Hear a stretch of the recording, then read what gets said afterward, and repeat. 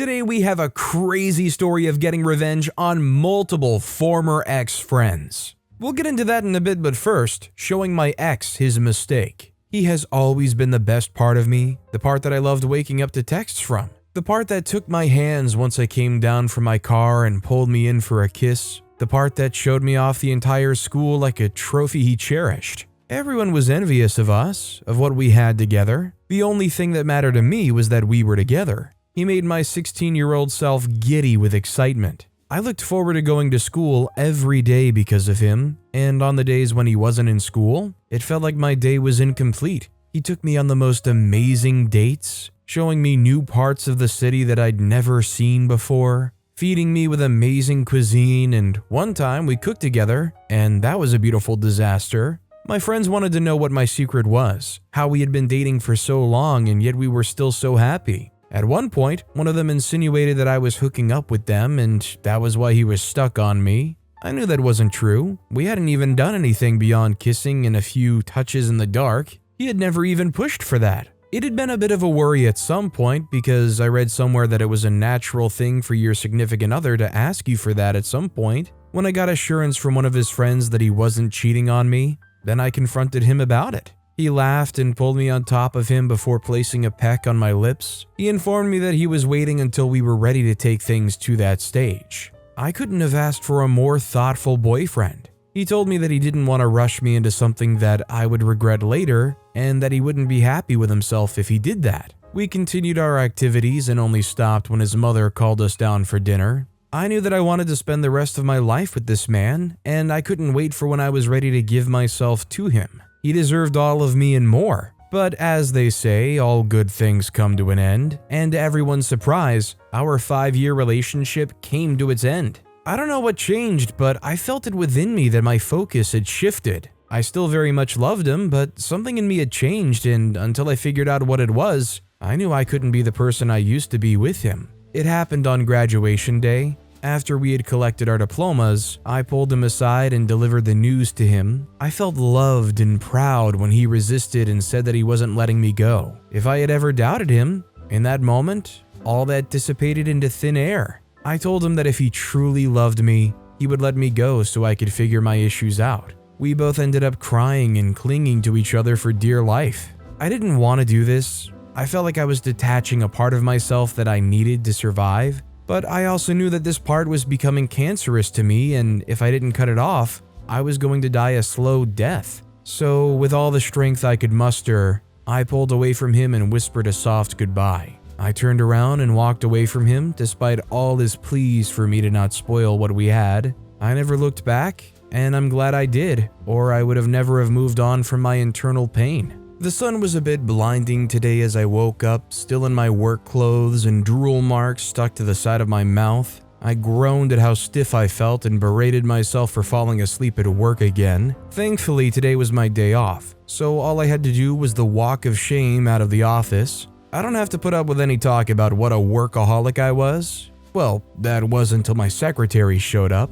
Esther shook her head at me and dropped the teacup she held in her hands in front of me. She also passed a bottle of water and Advil before proceeding to pack up my files. She scolded me for not taking care of myself, even after my near-death experience with malaria. I assured her that I was healed up from that and she shouldn't worry about my health. I knew that was a request that would not be listened to, but I made it anyway. When I had the Advil and tea in my system, she passed me my work bag and coat. She made sure I promised to have a long bath and then go straight to bed. She promised to surprise me with a check-in when I least expected it. She wanted to find me sleeping, she said. Of course, I went back on that promise after my bath. I went straight to reviewing the new book one of my authors had brought to my desk. Julian Gissick was a young, talented man, one I loved working with. The first manuscript he had ever submitted had captured my attention and not let me go until I was flipping the last page close. He just had a way of bringing his characters to life and making them seem so real. You wondered if you knew the person he was talking about. This new manuscript in front of me was bound to be a bestseller. I just knew it. Now, all I had to do was fine-tune some things and convince my boss why she shouldn't give up on romance. Betty had been having a hard time taking authors for my genre because she hadn't gotten over her last breakup.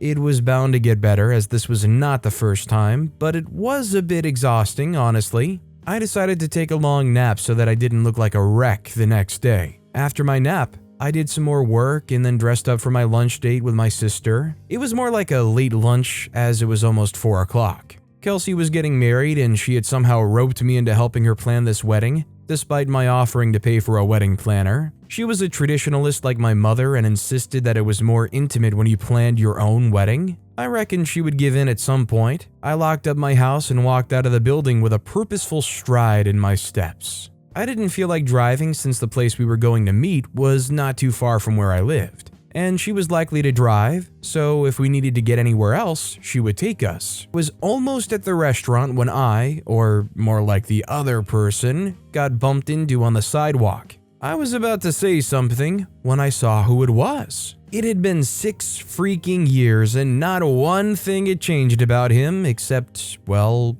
he looked more mature. Time healed all wounds. That was one saying that proved right. But this wound had left scars that still stuck with me. I had learned to live with my scars, seeing them as tags of honor for pulling through such a difficult situation. Yet, as I saw his face again, the wounds ripped open all over again. Wounds I had inflicted on myself because I had no choice. I had been spiraling. My father had just passed away and my family was on the verge of ruins. I had let go of him to save what I had left of them, and I'm glad I had done that. But the guilt I felt seeing his face again was enough to make me turn red in the face. He called my name and grinned at me in that usual boyish, cocky nature of his. My heart skipped a few beats and did an involuntary somersault. I completely forgot I was supposed to be meeting my sister for lunch and spent half of the time catching up with him. It wasn't until after my phone started buzzing that I realized myself and collected his number.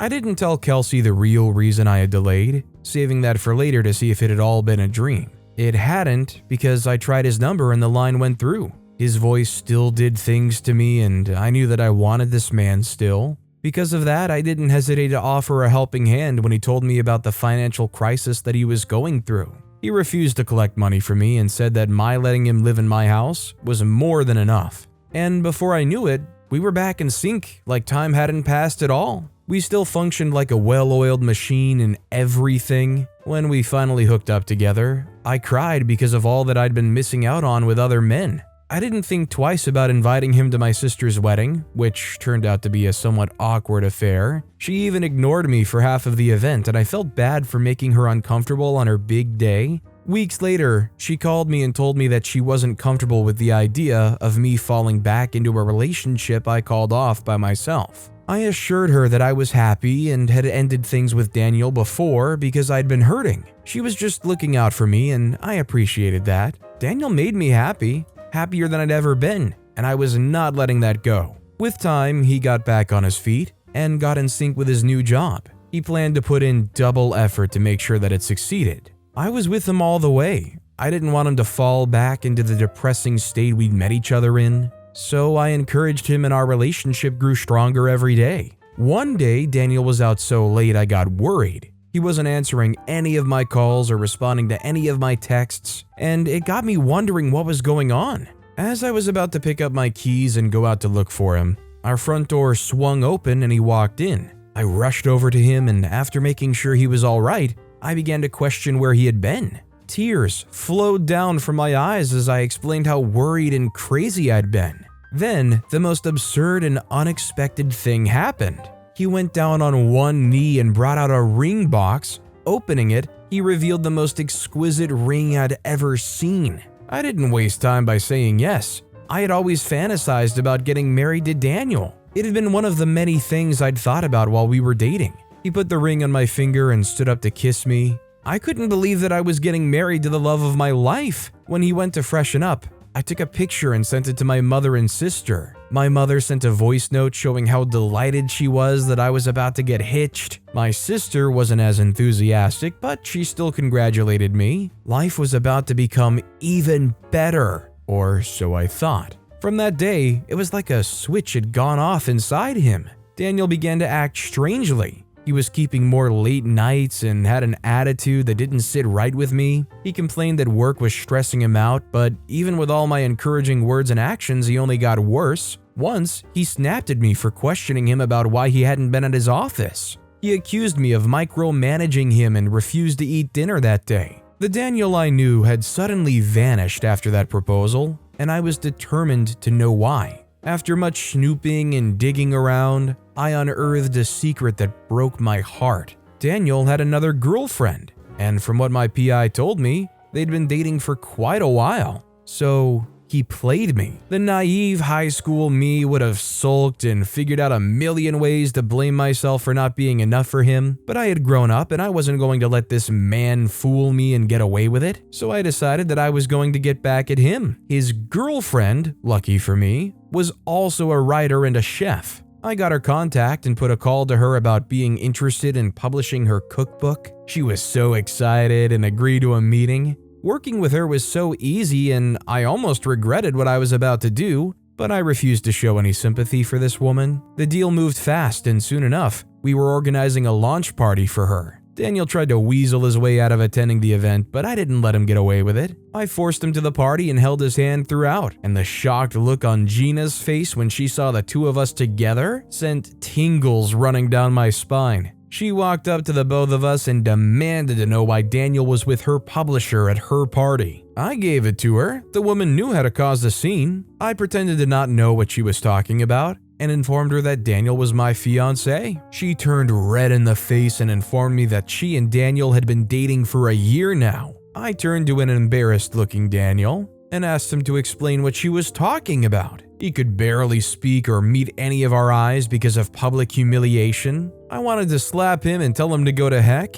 but I just slipped the ring off my finger and tucked it in his coat pocket. I told him how disappointed and disgusted I was at his behavior and how he didn't deserve any form of happiness in his life. I assured him that if he ever showed his face around, I would beat him up before having him arrested. Then I took a drink from my wine glass and left the event. I would face the backlash later, but for now, I needed to celebrate my newfound freedom. I feel like the only thing I don't like about this story or what OP did is not keeping the ring. I feel like OP deserves to keep that exquisite ring as they described it for having to put up with this guy and his backstabbing behavior. That said, our next story is Getting My Revenge. You spend your childhood till adulthood with a very specific group of people. Everybody has them or has had them. There's the funny one, the one who's in love with a woman either much older or therefore out of his league, or the popular girl with the personality of wet, musty laundry. The one always sad about something and later becomes the actual considering ending things friend that everybody protects with their lives. And finally,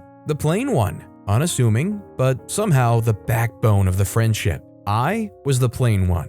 My friend group was something much like every friend group that eventually grew up to be the weirdest group of people that somehow knew people everywhere. The kind of friend group that became a community, if, of course, we had stayed together. We had been like brothers. We knew the most intimate things about each other. I guess that hadn't been enough for them. I guess I'd been mistaken about the type of bond we had. James, Fred, Michael, and me. James was a genius, but he was always in his head. He was a dreamer with a very curious mind. He had the best memory of all of us. We had known each other since high school and had met Fred and Michael in our first year of college. Fred was our realist. He always looked at the world as it was. He wasn't so strict as to bring down your dreams. He just expected that everybody faces reality head-on sometimes. He thought that people who lost themselves to delusions were stupid and needed a reality check. Michael was the delusional one. Yes, Fred and Michael were always on conflicting sides. They always argued and insulted each other, but had somehow found a kinship in their love for books. Fred had once admitted that Michael at least had personality and was saved from being a complete idiot. Michael thought Fred needed some sex. People often wondered how we put up with each other. I was the rich kid with a pretty normal upbringing and a love for art. Of course, I'd managed to hide the fact that I had a rich family from everyone, including James. One of my favorite memories is going on one of our night walks. A business major, a computer major, an art major, and a medical student arguing about morality and the complexities of human social structures. We were all buzzed after a night of drinking and the air had felt particularly cool. The campus roads had been mostly empty. It had been the perfect night. Michael had briefly mentioned an event. I hadn't been paying close attention. Nobody had seemed to mention it after that.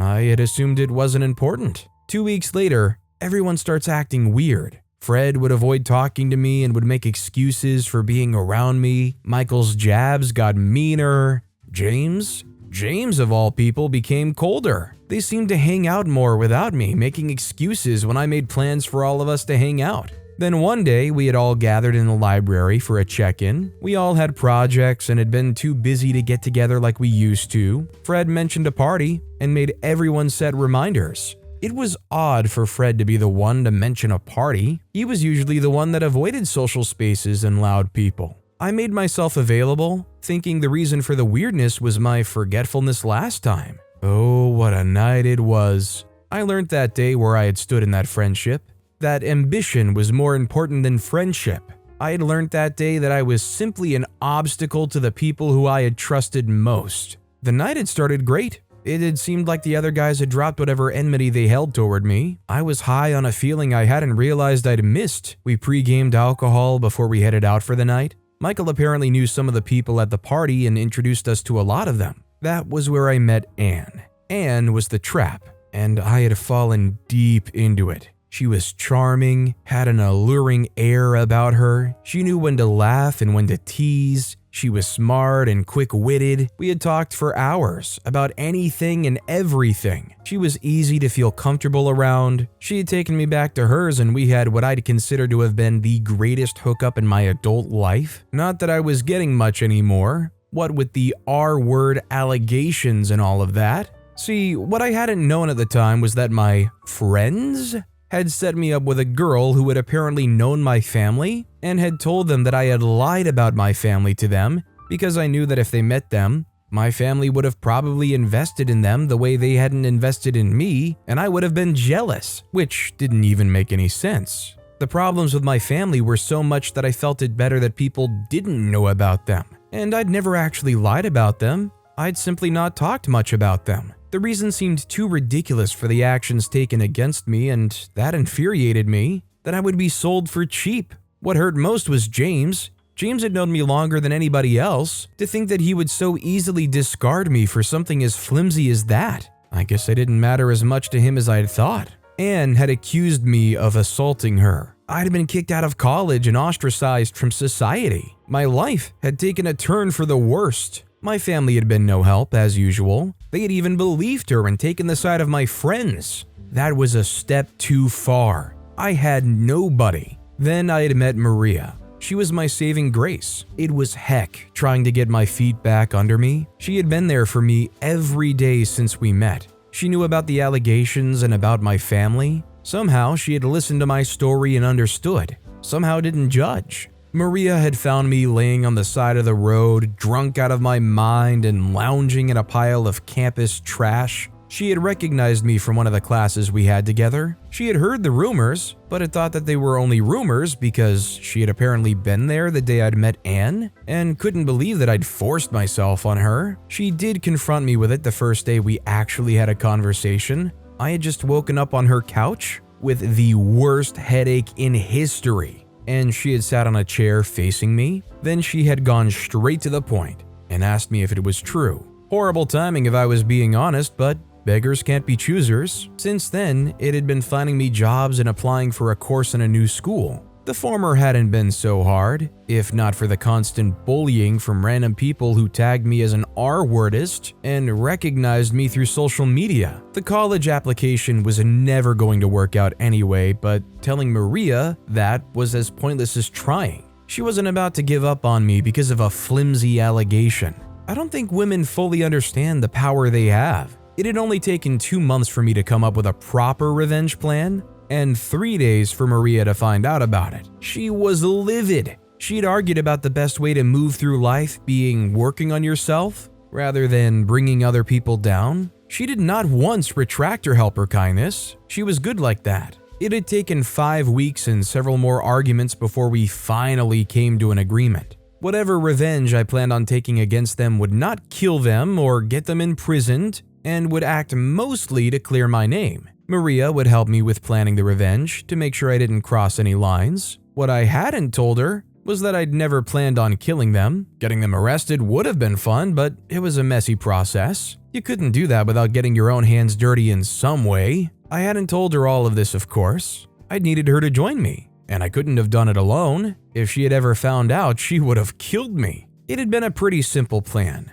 The way it played out, however, had been extremely complex. We needed proof of each of my old friends doing something or a part of something bad enough to get them expelled and ruin their social standing. The problem with this had not been finding something bad enough to get them expelled. It had apparently been in finding something that wasn't bad enough to get them arrested over. It was like I didn't know these people. They had done some of the most despicable things to get as far as they had, and far they had gotten. James was a model now. Michael had found passion in painting and had exhibited twice in 3 months. Fred had gotten into acting, which was the most surprising. All in all, for people with horrible personalities, they had done really good for themselves. It infuriated me, but more than that, it scared me. I had trusted these people. What did that say about me? I had been known to hang out with people like these. No wonder people believed I'd R-worded N. If they were even a little bit aware of the things these guys did, it would only make sense that they would assume I was exactly like that, capable of doing something so evil and not feeling anything about it.